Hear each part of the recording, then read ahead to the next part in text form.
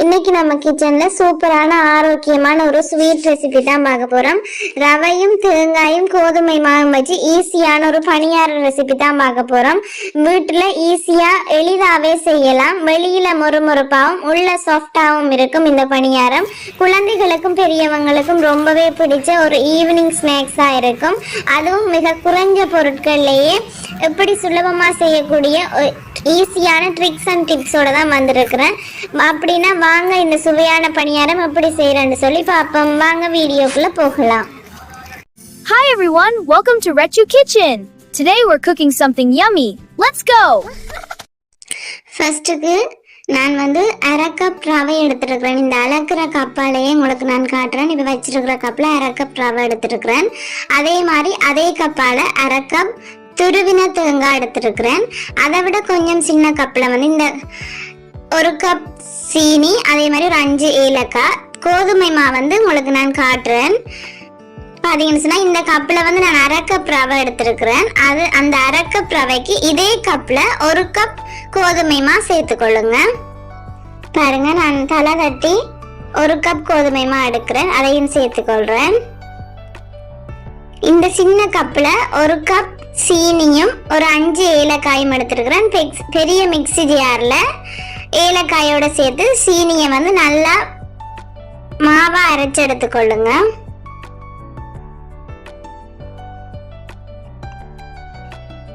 பாருங்க, இதே மாதிரி நல்ல மாவா சீனியை பவுடர் பண்ணி எடுத்துக்கொள்ளுங்க.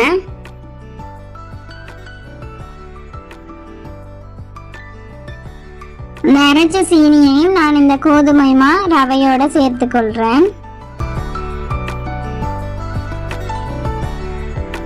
அதே கப்ல துருவி வச்சிருக்கிற தேங்காய் பூவையும் நான் சேர்த்துக்கொள்றேன். தேங்காய் பூ நீங்க பூவா சேர்க்க விருப்பம் இல்லை அப்படின்னு சொன்னா நீங்க புளிஞ்சு பாலா சேர்க்கலாம். ஆனா பாலா சேர்க்கிறத விட நீங்க அந்த தேங்காய் பூவையும் மிக்சியில அரைச்சிட்டு சேர்த்தீங்கன்னு சொன்னா இன்னும் டேஸ்டா இருக்கும். பாருங்க, நான் கொஞ்சமா தண்ணி சேர்த்துட்டு நல்லா பட்டா அரைச்சு எடுக்கிறேன்.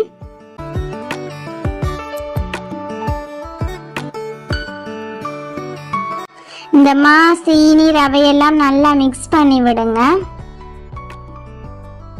பாருங்க, இதே மாதிரி நல்லா அரைச்சிட்டு அந்த விழுதை அந்த மாவோட சேர்த்துக்கொள்ளுங்க. சேர்த்துட்டு நல்லா பிசைஞ்சிடுங்க. உங்களுக்கு அரை கப் ரவைக்கு அரை கப் தேங்காய் பூ தான் எடுத்துருக்கிறேன். நான் இது ஒரு கப் கோதுமை மா அரை கப் ரவை என்றைக்கு 1.5 கப் வரும். பட் நான் அரை கப் தேங்காய் பூ எடுத்து அதில் தண்ணி விட்டு அரைச்சி அதே உங்களுக்கு போதுமானதாக இருக்கும். அதுக்கு பிறகு நீங்கள் தண்ணி வேணுமென்றாலும் சேர்க்கலாம். நான் இன்னும் சேர்க்கையில் பாருங்கள், நான் சேர்த்து நல்லா மிக்ஸ் பண்ணுறேன். ஈஸியான ஒரு ஈவினிங் ஸ்நாக்ஸ். வீட்டில் இருக்கிற பொருட்களை வச்சே செய்து கொள்ளலாம். எல்லா வீட்டையும் ரவையும் சீனியும் கோதுமை மாவும் கட்டாயம் இருக்கும். கோதுமை மாவு உங்களோட ஆப்ஷனல்லாம், நீங்கள் மைதா மாவும் சேர்த்துக்கொள்ளலாம். பாருங்க, இப்படி நல்லா மிக்ஸ் பண்ணிட்டு அப்ப சோடா நான் ஒரு கொஞ்சமா சேர்த்துக்கொள்றேன். 1/4 டேபிள் ஸ்பூனுக்கும் குறைவா தான் சேர்க்கிறேன்.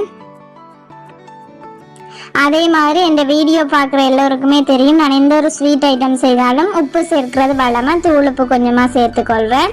உப்பு சேர்த்தா ஸ்வீட்டை கொஞ்சம் எடுத்து காட்டும், அதுக்காக தான் ஸ்வீட் சேர்க்கிறது. அதே மாதிரி நான் அந்த அரைச்ச மிக்ஸி கப்லேயே கொஞ்சமா தண்ணி சேர்த்து அதையும் அப்படியே மிக்ஸ் பண்ணி மாவை நல்லா கரைச்சி விடணும்.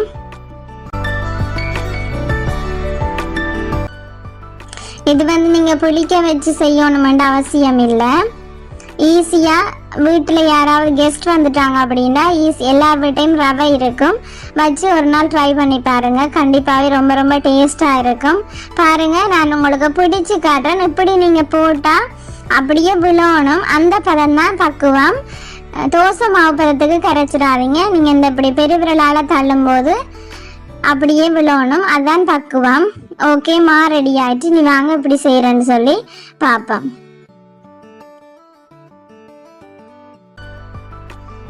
சட்டி வச்சுட்டேன். சட்டி வச்சு எண்ணெய் சூடாகுது.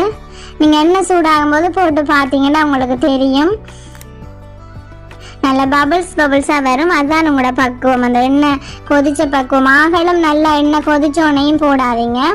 பாருங்க, இப்படி கொஞ்சம் கொஞ்சமாக எடுத்து போட்டுக்கொள்ளுங்க. பெருவிரலால் தட்டுனீங்கன்னா விழும். ஆகலும் தண்ணியாக போனாலும் உங்களுக்கு மா கரைஞ்ச மாதிரி போயிடும். அதனால கணக்கான பக்குவத்தில் குழைச்சி எடுத்துக்கொள்ளுங்க.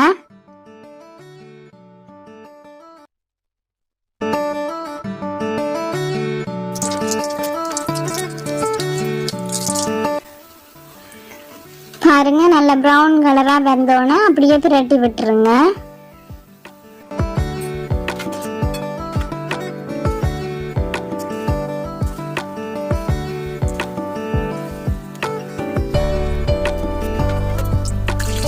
இதே மாதிரி நல்லா பொரிஞ்சு வரும்போது அந்த எண்ணெயை வந்து மேலால் தெளிச்சு விடுங்க. அப்போ உங்களுக்கு வந்து ரெண்டு பக்கம் நல்லா கோல்டன் ப்ரௌன் கலருக்கு வரும்.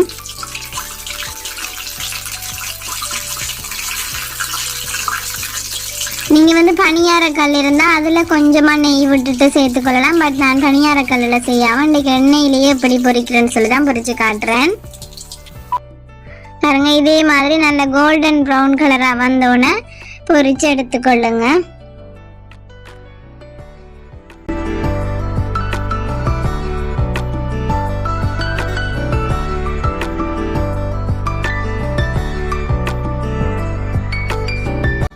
பாருங்க, நான் சுட்டு எடுத்துட்டு வந்துட்டேன். வெளியில நல்ல முறுமுறுப்பாகவும் உள்ளுக்கு நல்ல சாஃப்டாகவும் வந்திருக்குது. ட்ரை பண்ணி பாருங்க கண்டிப்பா. பாருங்க இப்படி சாஃப்டா இருக்குன்னு சொல்லி உள்ளுக்கு நல்ல அந்த தேங்காய் பூ ரவையெல்லாம் சேர்ந்து நல்ல பஞ்சுமா இருக்கு. பட் வெளியில வந்து நல்ல கிறிஸ்பியா இருக்கு. ரொம்பவே டேஸ்டா இருக்கும். கிட்ஸுக்கு வந்து பிடிச்ச ரெசிபி தான். ட்ரை பண்ணி பாருங்க கட்டாயம்.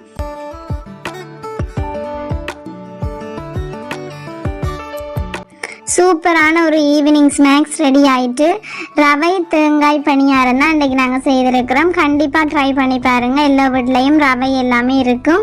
ட்ரை பண்ணி பார்த்துட்டு எப்படி இருக்குன்னு சொல்லுங்கள். ஓகே, இந்த வீடியோ பிடிச்சிருந்தா லைக் பண்ணுங்கள், கமெண்ட் பண்ணுங்கள், ஷேர் பண்ணுங்கள். மறக்காமல் ரெச்சு கிச்சனை சப்ஸ்கிரைப் பண்ணிக்கொள்ளுங்கள். தேங்க்யூ. நெக்ஸ்ட் வீடியோவில் சந்திப்போம்.